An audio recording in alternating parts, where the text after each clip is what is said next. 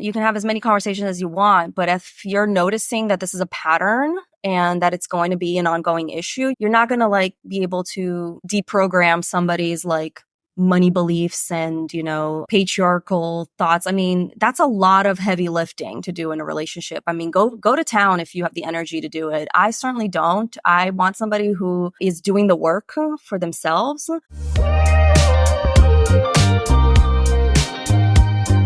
All right, Delyanne, thank you so much for being here. I am so excited to talk to you. I've been following you for a while and I love everything you do. Right back at you. I don't know how I found your page, but I was like, your posts are so captivating and I immediately resonated with it. So I'm so glad we got to connect. Yes. Everything you're about, I wish I could repost it all, honestly, because it's so important. Financial literacy, financial independence. I've had my own journey with this too. And the work you're doing is amazing. So I want to start with, just really quick, a hinge prompt to break the ice. This one I chose for you is green flags I look for. Okay, that's a good one. Green flags I look for. Somebody who's a good listener, who's like an active listener, right? Because I love somebody who just isn't just listening, but like they're echoing back pieces of what you're saying, or they ask follow-up questions. That's huge. Also, somebody who gets really jazzed and excited about a topic, whether it's like related to their job or related to a hobby that they have. I love to see people's passions like bubble up. It'd be like the geekiest, nerdiest thing. I just feed off of that energy. So I really, really love that.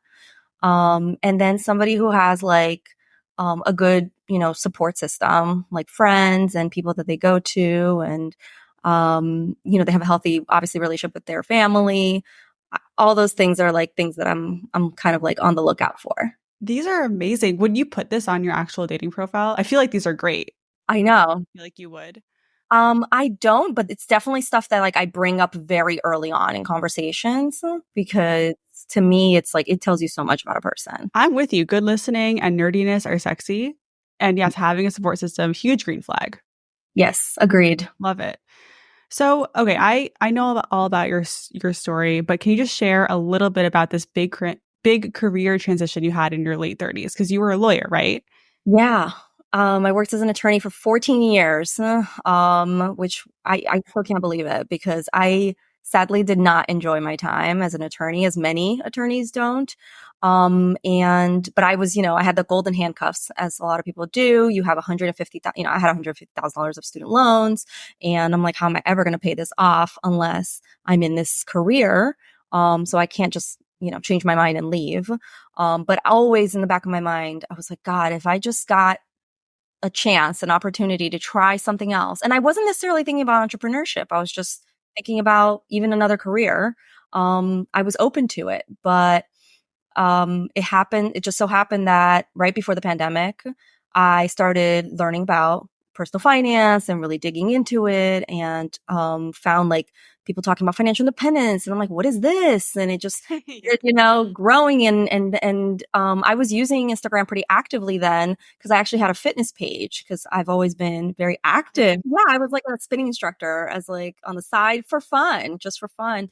And so I basically announced to my little community that I'm like, hey, I know you guys love my fitness stuff, but I'm really into this personal finance stuff. So I think I'm going to start sharing more about that, about me paying off my student loans and investing. And if you guys aren't into it, cool, I understand, you can unfollow, but if you are, this is what this is going to look like. And people were really, really into it. So I was like, wow, I think I found something that I'm obsessed about and that it's helpful for other people. And it started, growing like that. And I just started coaching people one-on-one. And pretty soon I had enough, experience and everything, and helping enough people, that I was able to create what is today Slay the Stock Market, which is my investing course. And it just blew up from there. Like the business just grew so much that it got to the point where I'm like, oh my God, it no longer makes sense for me to stay working full time when I could be focusing more on the business. So by March 2021, I had quit my job and I started running the business full time. And I still wake up every day and I can't believe that this is my life. It's so incredible. I'm so glad that you really found your feet with this new path. But what did you feel like in the moment when you decided to transition away from the career you spent so much Yeah. time and money pursuing? Yeah, it was tough because it's a little bit of a, like an identity existential crisis because you put so much time, effort, and there's just so much like ego that goes into this too because you're like, "Oh, I have this very prestigious title." I mean, who doesn't want to go around and say I'm an attorney, right? Like every time I tell somebody I'm an attorney, you get a little bit of that oh reaction, right? So giving that up, I started to realize that I was more enamored with that title than the actual, practice of law, and that I needed to separate those things. And funny enough, now it's like I feel like I help more people now doing what I do through my business than I ever did as an attorney because I was so shackled by like the rules of law, obviously, and then obviously working for somebody else, you have to do things their way. So being able to do it my way and step away from that legal career, it was really terrifying at first. But it's like it helped that the business was doing so well and I was able to, and I felt financially comfortable to take that leap. So I always tell people like, don't quit until, you're really financially stable because, as an entrepreneur, you already have so many doubts about yourself. You really don't need the additional stress of like, oh my God, how am I going to pay my bills if this doesn't work out? Yes, I really relate to everything you're saying. I've been an entrepreneur for a long time. I've had a whole other business before dating intentionally, and dating intentionally is still new. It's like I'm still trying to figure it out. So I really relate to everything you're saying, and does feel amazing when you realize what you're providing really hits, and people Mhm. just it helps them so much. Not just that it's like reaching so many people, it's just that you're actually making an impact in people's lives, and that's really what it is, right? Like Yeah. that's beautiful. So it seems like you really found a new path that aligned with your values more because it seemed like you didn't want to work to live, or you didn't want to live to work, you wanted to work to live, right? What I talk about in dating intentionally, I also talk about aligning things with your values. I think it's just so important, right? To get clear on your values so that you know what you want in a partner, in a relationship, in a job, Mhm. everything. So I would love to hear just a little bit to switch into dating a little bit. How does dating fit into your life now? I think dating as an entrepreneur has definitely been a little more challenging because I almost don't know how to broach the subject, that I do this without, I don't know, without causing a lot of questions being raised. I don't want to dive straight into my business because I don't want it to be like this defining characteristic of who I am. And specifically because I'm in the finance space and I'm talking about something like investing in the stock market, you just see guys like face, like, obviously I'm like, I'm heterosexual. So I'm talking about like cisgender heterosexual men. Their eyes just kind of like light up and then they want to dive into the nitty gritty. They want to ask you, like what stocks are you investing in? And like, what about crypto? And then and then all of a sudden I'm like, I feel like I'm on a coaching call and I'm like, I'm not on a date anymore. Oh, man, that really, I could see how that is really tough. When I was dating, I put cookbook author on my Hinge profile because I wrote a cookbook.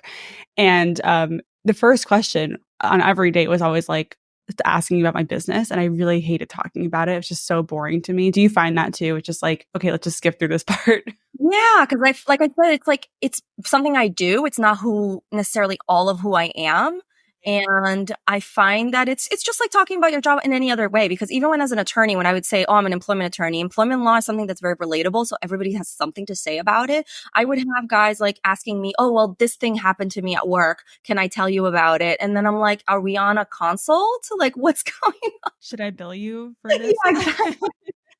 So it's hard because on one hand, it's like I'm super proud of what I'm doing, obviously, but I don't want the date to like just be about that.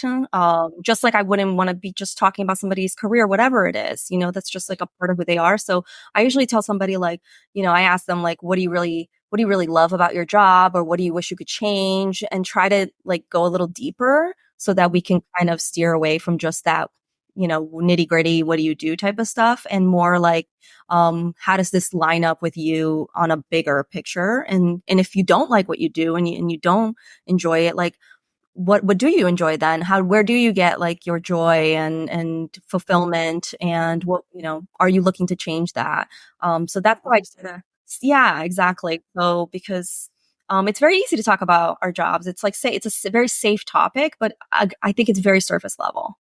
Agree, 100% agree. I'm glad that you found ways to get through the cracks into something deeper. So let's just say I'm someone who's on track with finances, which I am, by the way. I have your Slay Your Money guide. I use it. So if I'm dating, what do you think is the most important thing for me as someone who is financially like forward, I guess, or just financially Mhm. savvy? What should I be looking for on a date? Like what are some of the things I should be figuring out about someone early on? Yeah. I mean, I think the first step is knowing what you want, right? Being really intentional and clear about what your goals and what you want, because a lot of us don't even do the work that kind of work on ourselves. So you should already have like a very clear vision for what you want out of life. Obviously, things can change when you meet somebody, plans can morph. Right. But there should be some things where you're like, this is, my deal breakers, and this is how I envision my life. Like for instance, I want flexibility in my life. It's so, so important to have time freedom. So obviously for me, I'm looking for somebody who isn't only getting like a week of vacation a year or something, or we can never get away, we can never do anything because their job is so stringent, or they're working 60, 70, 80 hours a week. Yeah. I'm looking for somebody who has like more free time and more flexibility, so that's something that I would cover. But This example of flexibility. So I want to just stay on that for a second. So like what's something you would ask on a date to gauge their flexibility, or how do you approach this?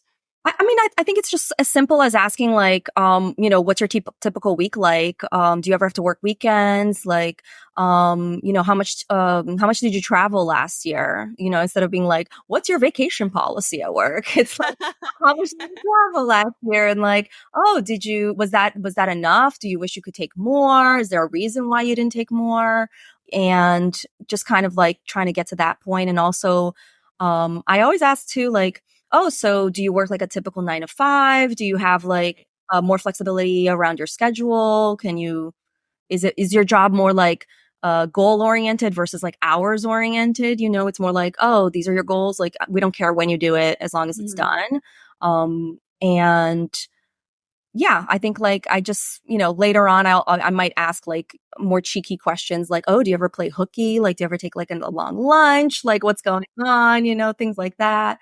I love this. I love Yeah, it just because see their that like what attitude. you just mentioned, like the playfulness, I think money can be such a serious topic, and also life, because money and lifestyle are so tied, right? Especially Yeah. in dating.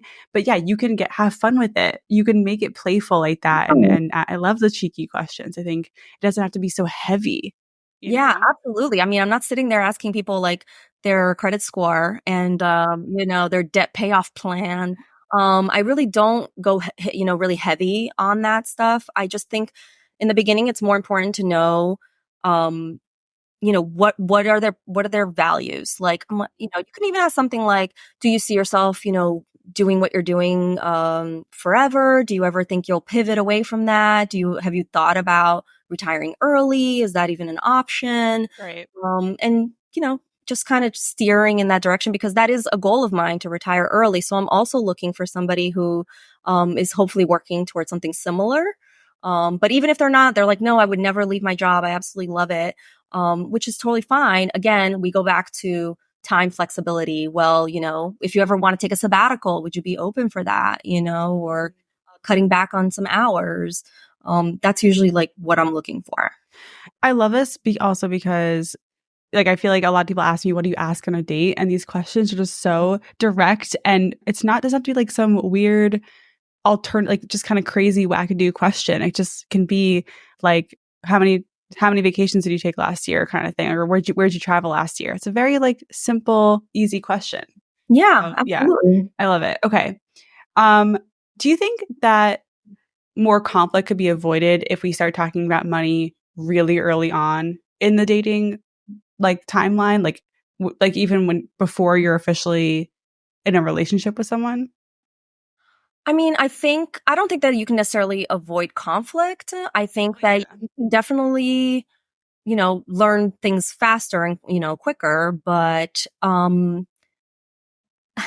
It's a little tricky because obviously in the beginning we're all a little guarded, right? So you're going to probably get some kind of formulaic answer, and you're not really going to know if that lines up with their actions until you've like spent significant amount of time with this person. So you take what they say and then you kind of file it away, and you have to observe over time and see if that like matches with that. But for me, a big thing is somebody who's generous, because I'm very generous. Like I'm constantly treating my friends. If I spring for something really pricey that I know is out of most people's price range, I always say, don't worry about it. I got this. Or if I ask people to pitch in, I'll give them like, tell me what you're comfortable with, and they could pitch in with that. But I'm a very, very generous person, and I love to shower the people that I love with gifts and with activities and experiences. And so I really would love to have a partner that reciprocates that. And so I think that again is not something that you can necessarily ask. It's something that you're going to observe more over time to see if that person is really like that. Because it's something that it's either part of your personality. I mean, I know, over time you can ask for these things, but I inherently want somebody who this is part of who they are so that it doesn't feel like such a heavy lift. It's just innate, right? It's just Right. like, yeah, it's part of their value system or how they were brought up. It's just natural to them, totally. And I think that is something, you're right. It's not something you can necessarily ask. It's something that you're going to see in their actions as you get to know them. So one thing I do hear about, and like going back to the conflict thing, is like they're married, but one of them's hiding debt, or Mhm. they're living together for a couple of years, and one of them is just like, you learn there's like a big reveal of some kind of financial red flag, maybe a credit score or like something happening. So I guess like, when should we get financially naked? You know, Yeah. I would say 100% definitely before you move in, before, once you start getting to the serious stage of like, we're talking about either moving in or getting engaged or, whatever it is long term, whenever that starts entering to the picture, it's time to start having those conversations. Like, and there's really no, flowery way to put it. You just have to basically sit down and be like, hey, I think, at some point we should sit down and have like a little money chat where we can share, where things are, and how we're feeling. And I would love to hear what your goals are around money and how you see your life evolving.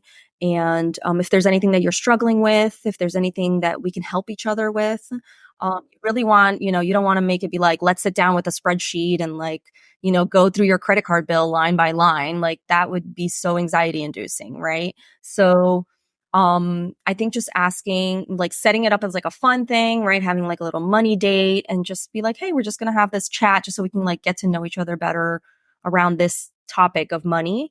It's still going to be anxiety inducing. I yeah, got to tell you, even for somebody like me who does this professionally, when it's time for me to have that conversation with somebody that I'm intimate with, I always have anxiety around it, for them, for me. And because I don't know what it is. It's like something about money is just so personal. Like it's so, um, oh my God, I don't know. It's people are more comfortable talking about sex than money. It's crazy. yes. And people are still uncomfortable talking about sex. So it's like, but it's, yes, I mean, rather, it's so true. But between But the I two think, topics, I have to tell you, like sex, especially with men, I feel like most men have no problem talking about sex. But then you bring up money, and it's like, all of their triggers are come mhm, up. So but even learning that that person has a money trigger is going to be an important piece of information for you. So yes. you got to bring it up, and I would definitely 100% do it before you move in with somebody, before you get engaged, any of that. Yeah. I mean, it also, like, I think it doesn't all have to come at once. I mean, I've been in a few relationships, and like, I remember one guy I was dating 8 months, and it was early 20s, and he would not share his income with me, like his salary. Like, and that was a little weird to me. I was like, we've been dating 8 months. Like, I'm not using, are you afraid I'm using you for your money? Cause I'm not, like, I didn't really get his fear. And then, with my fiance, he shared his income without really me asking on the third date. Granted, his income is not like brag worthy. This wasn't like a brag or anything. I was just asking about his career trajectory, and he works for the government. So he knows his exact salary trajectory for a certain number of years. So he's like, I could look it up, I guess, is what he was trying to say. Yeah.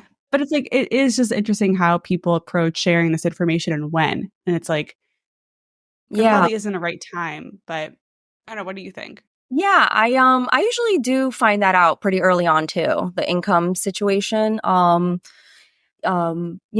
not be like the third or fourth date, but it'll be pretty early on. And sometimes I just ask straight out. And I guess that's the good thing about being a money coach is that it lets me kind of do that because they know that this is my job. But but I think it's important just so you can, yeah, you can have a realistic expectation of what this person is capable of. Because if it happens that you're on two very different income levels, you need to start adjusting to that idea. So, I have a very, very high income, and I've always earned more than most of the men I've dated. So I'm used to being at that differential. But this time is the first time that I've dated somebody who was like significantly less than what I was making, to the point where I'm like, yeah, this person cannot match my lifestyle. Like if we were to travel together, I would be basically covering like 70 to 80% of the cost if I wanted to travel at the level that I enjoy.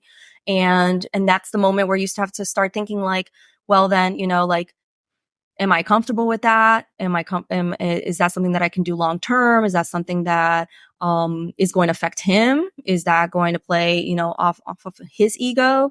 And you don't know how the person's going to react until you really get to that situation. So you want to start trying it on like smaller scales. Right. Maybe you go to like a Michelin star restaurant and you're like, oh, I got, I can cover most of this or whatever, or it's my treat, and see how they react, because you don't want to do it like on a big vacation where things can really go awry and Right. now they're both miserable. That's so true. I mean, yeah, I would love to hear a little bit more about how you have anything you've run into in dating, since you are typically the higher earner out of the two of you. So, what have some reactions been like to that?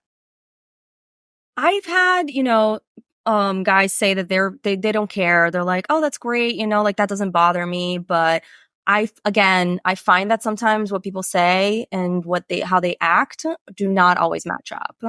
So, I think most people want to believe that they are very open-minded, progressive, feminist supporting men, but when the reality hits, and that's the patriarchy for you, right? Like sometimes it's so embedded in so many things that they don't even realize that they're really adhering to like traditional gender roles until it starts coming up. So I think that um, it did, for some people, it does bother them more than they would like to admit. And you're really not going to know again until like you start getting into it. And it comes out in like little comments, or, sometimes they get a little passive aggressive. Like I would have like a big win. For instance, I bought like a brand new car and I was so excited about it. And I'm like, oh my God, like I'm expecting, my boyfriend to like come over and like be super excited and celebrate with me. And I'm telling him like I picked up the car, and he sends me a text message and he's like, yeah, but you know what? I really liked I forgot the name of the other cars. Another car that I tried, it was like a Hyundai Ioniq or something. He's like, you know what? Yeah, that one's nice, but I really liked this car better. And I was just like, how, What? that is not the reaction that I was expecting when I'm over here like celebrating. Yeah. Yeah. And it was like a very weird reaction. And I was like, and I saw it for what it was immediately. I was like, this is like a very passive aggressive little dig. Yeah. And again, like I'm sure, he didn't even realize it. Maybe he did. I don't know. But it's in moments like that you realize that people are not as comfortable with the income differential as they claim to be. So, okay, yes, like knowing that, then, I mean, what is your advice for someone who is navigating this? Is it just like to have the conversations? Is it like Yeah. leaving in that situation? What do we do? Yeah, I mean, you can, again, you can have as many conversations as you want, but if you're noticing that this is a pattern and that it's going to be an ongoing issue, you're not going to like be able to deprogram somebody's like money beliefs and, patriarchal thoughts. I mean, that's a lot of heavy lifting to do in a relationship. I mean, go to town if you have the energy to do it. I certainly don't. I want somebody who is doing the work for themselves. And I'm happy to point it out and be like, hey, I really didn't appreciate, when you did this. But at the end of the day, it's like, I think there's just a lot of women doing emotional labor in relationships. And I'm certainly not advocating that you should add that to your plate. Yeah, I think like agree. a lot of men need to be in therapy, or everybody needs to be in therapy, and I always say therapy is helpful for everyone. And if you're not doing the work to like deconstruct these things, it's it's going to come up, especially when you have like a relationship like mine where it's not traditional, where the woman is earning more. The work needs to be there, and so you need somebody who's very, very secure in themselves. And if you're noticing that they are insecure, again, that's not something you're going to be able to change in them. So you either have to take them as they are, or you need to move on. Yes, 100% agree. And I ran into this too. I mean, I, as a business owner as well, typically earned more than the people I dated. And I luckily found someone who was really excited about that and just, happy that Yeah, that was the and situation. I hear from men like that all the time, because I'll post these stories, and a lot of men will be in the comments and say, "Oh my God, my wife earns more than me. I'm so proud of her. I love it. I cheer her on. Whatever support she needs, I'm there for her." So I know that there are men out there who are like that.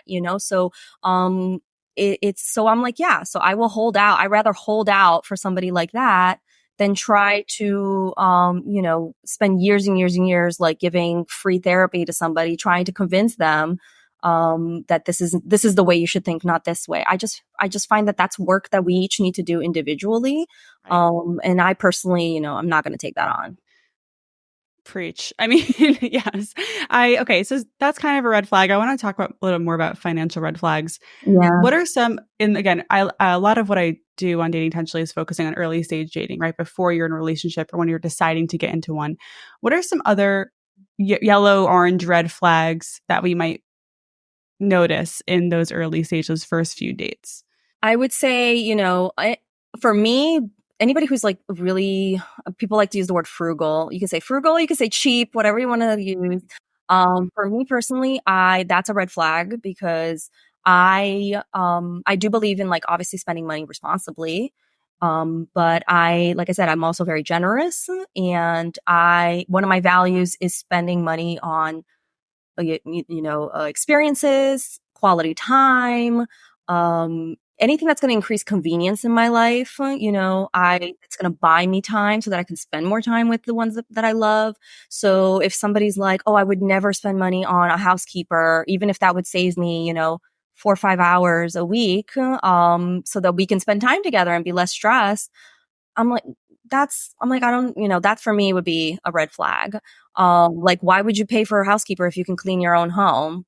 I'm like, Mm-hmm. what? Because what do you mean? Like, why would you take your car through a car wash if you can hand wash it yourself? Right. Like, Yeah. Why would you pay a you know, mechanic? Why would you go to a doctor? Why would you like it's the same? yeah, just cut your own hair and do, and like, again, I'm not judging any of these things. If that's what you like doing, go for it. But like me personally, that's one of my things. Um, Also, obviously, like you said, lying about anything having to do with your finances. So if you do ask somebody straight up, hey, do you have any debt? Do you have any student loans? Whatever. Mm-hmm. Do you carry any credit card debt? And they're just like, no. And then you later find out that that's not the case. Huge, huge red flag. Anybody who tries to like control you financially in any way, like using their finances to control you in any way, is a big, big red flag. Like, Run. and yeah, I mean, you see this dynamic obviously a lot with men earning more than women, but you can see it the other way too. So, I've seen situations where men, will dissuade you from like going for a promotion or earning more money or making more money, because again, that's going to put you much higher than them in their eyes, right? So instead of them elevating themselves and being like, oh my God, that inspires me to do better, to do more, they're like, no, instead I'm just going to drag her down to my level and then we can be equals.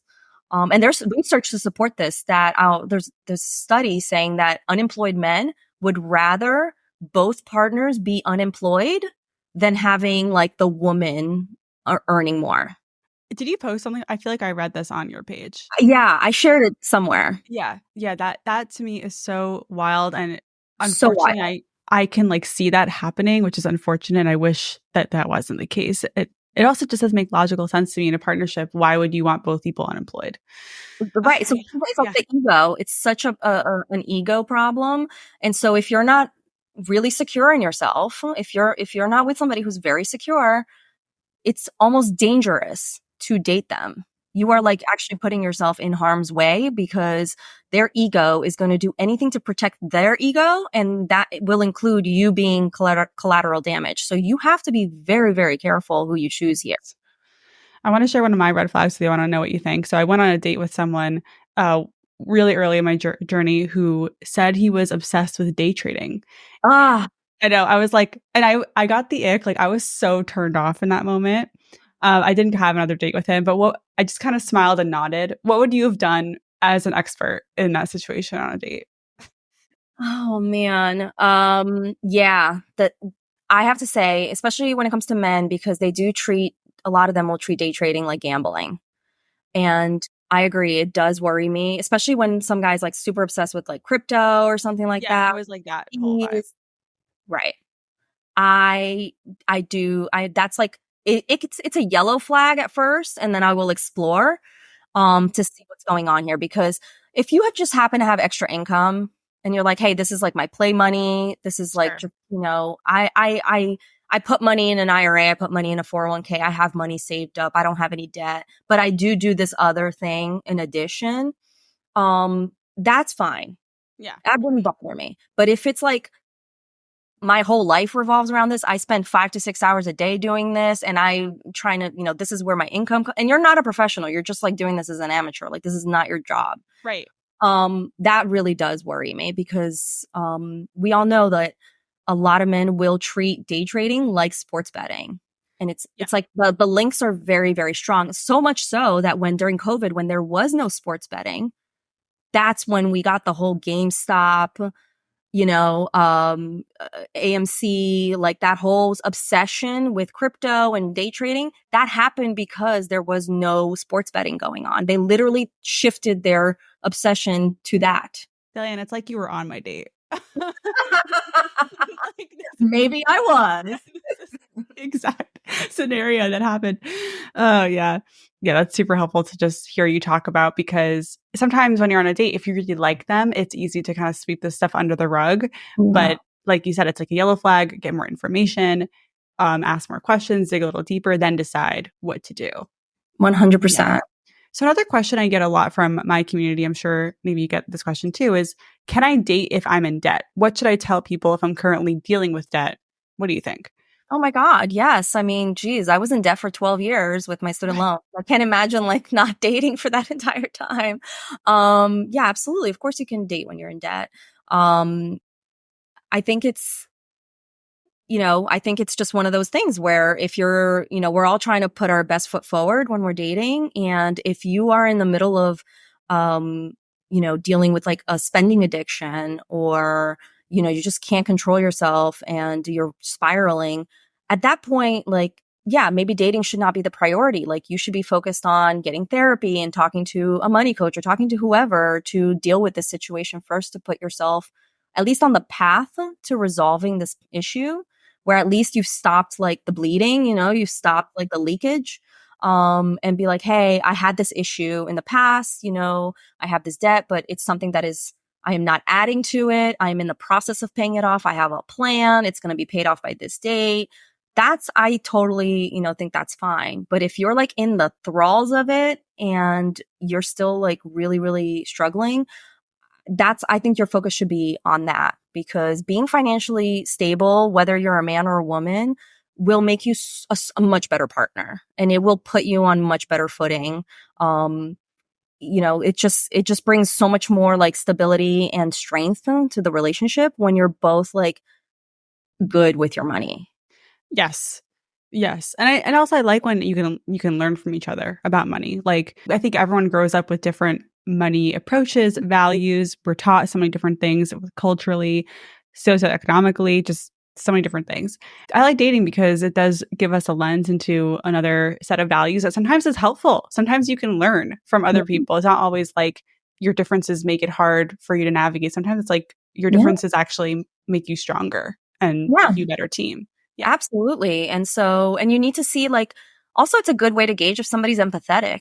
Like, are they going to understand my story, or do I understand theirs? Like, can I see things from their perspective? Or is this just something that is so, like, I don't know, if somebody told me that they had a huge gambling addiction and, they're dealing with that. I am empathetic to that. I understand, but it's not something that I personally would want to entwine myself with. And so Right. for me personally, I wouldn't want to be involved. But if somebody's like, meanwhile, right, somebody's like, I have $100,000 in student loans. I'd be like, get over here. Like I get that. So it's all about, what you can also psychologically handle. So Um, true. That's so so you got to true. find a way to make those things align. Yeah. And whenever someone this question comes up about debt, I always say, like, focus more on the plan you have, or like Yeah. what you are working on, than the debt itself or whatever it is that you are feeling shame around, because a lot of people are in debt. It is unfortunately pretty normal, and like, Yeah. it's just there. It doesn't have to be all the shame. You can you can navigate it, right? Like, you can get through it. You can get the Slay Your Money guide. You can get the, you can work with a coach. Absolutely. So I mean, and so many people are in medical debt, like that's something that's out of their control. Like that's not their fault. And also I know people who have declared bankruptcy and have completely revamped their finances and they're doing so much better. So even something like bankruptcy, which I think there is a lot of stigma and shame attached to it, can be something that you can, hey, this was something, I had to do. I went through this really rough period, but I handled it, and now I am on this path, and right. I admire that. Yeah, if you're listening and you are in this situation, it's like, you can view your where you are in your life right now as an opportunity to show how, like, what your work ethic or just your values, that you are growing as a person. It doesn't have to be just so focused on the part you're Yeah, ashamed about. Yeah. yeah, like, and also to remind everybody that like America is a country that's literally built off of like trying to get us into debt as much as humanly possible. Like it literally, like our economy is dependent on the fact that we are all spending as much money as possible, Yeah. and so um we're all being crushed under this like marketing machine to like spend, spend, spend and buy, buy, buy. So a lot of us are getting stomped on a lot more than others. And some of us are able to, come out of that. And some of us are still working on it. Again, I think it's like important to have empathy, but also to understand like, hey, I'm just not in a place emotionally that I can support you while you are on this journey. And that's okay too. Like, I think it's okay to be like, I get what you're going through, but like, I can't be that person for you while you're doing it, but I will, but I understand, we all have to like be honest with like what our emotional capacity is too. Right. So well said. So before we wrap up, I just want to ask you, when it comes to money and relationships, what do you want to see more of in our culture? I want to see more acceptance of the fact that women are earning more money than ever, and that this isn't like some big threat to like family values, and that this is destroying, America, and this is like why our birth rates are dwindling because women are making more money, and that, oh my God, all, I don't know. I'm sorry if this is something you say a lot, but I think that this has been weaponized a little bit, the whole like femininity, like what your male energy versus female, and like you're too much in your We're female. aligned. Yeah, we're aligned on that. Yeah. Okay, thank you. Because I'm like, okay, so because I'm like an outspoken person, I'm very ambitious, that means I'm in my male energy, and like that's why X, Y, and Z. Like, come on, give me a break. Like, I just, I would love to like just see less of that, and for people to be celebrating each other, and whether it's a man being a stay-at-home dad or a mom being a stay-at-home mom, or couples choosing not to be child free because the financial pressure is so real. I just wish there was more acceptance of like non-traditional gender, roles and decisions. Like it's just so exhausting having to try to adhere to this traditional life. And it's so funny because it's always like, yeah, it's the people who adhere to the traditional values that are trying to impose that on other people. Meanwhile, we trial free people, we don't care that you're out there you can have 10 kids, go for it. We don't care. And that you're so bothered by the fact that like, we don't want any, or that I want to be, the breadwinner and my boyfriend wants to, stay at home, or my husband wants to. Affect you. It doesn't affect other people. Like, Yeah, I just wish we could like be more accepting of all of these different options, because um this is like at the heart of why we have so much strife in relationships. When we have like, women earning more and men having such an ego problem with it, not because necessarily he even cares. It's because society tells him he's supposed to care, that he's supposed to be the leader, that he's supposed to be the provider. And that there's so much that goes with that is so toxic, as somebody whose parents are divorced. And this led to my father having a complete mental breakdown, being the provider, being the only one who handled the finances, my mom being totally checked out. It's like such a toxic dynamic. So I just want to see all of that deconstructed. Me too. And I agree. And it gives us so much more flexibility, like you were saying earlier, just to have these different structures and different ways we can figure relationships out. If the more open we are, the more fluid we can be, and just there can be a lot less conflict. This has been amazing. You have shared so much insight with us.